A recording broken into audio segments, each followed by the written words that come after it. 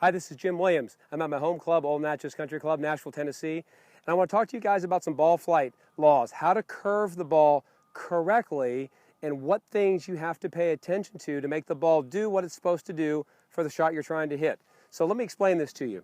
I've got a couple of things on the ground here. I got a white line, which is sort of the target line. So let's say that's the fairway, the middle of the fairway. So you picked a spot in the middle, or maybe it's a flag stick, something like that.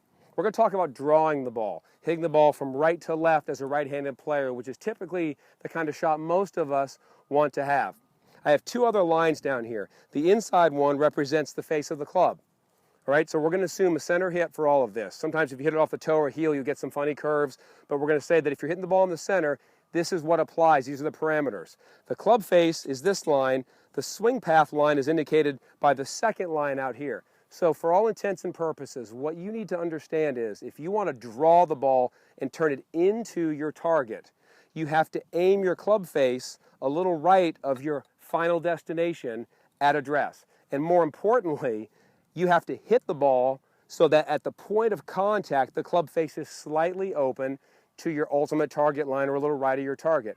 If you want the ball to draw, the other variable that makes the difference now will be the direction the club's swinging. That would be the outside one. So again, let me make this clear. If you want to draw the ball, you have to swing to the right more than the club face is pointed to the right. And both of those need to be to the right of the target.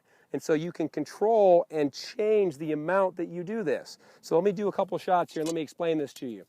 So if you're having trouble drawing the ball, or if you're trying to draw the ball but the ball's starting straight and hooking, there's a very good chance that your club face is too straight to start with. So if you want to draw the ball, my target is, say, a window right up there. I'm going to start my club face just right of the window, and I'm going to set my body a little bit right of that line because I want the ball to start out to the right of my target and draw back in that way. So I want my swing path going farther that way than the club face is, but neither one of them are on this line. So here's how it looks.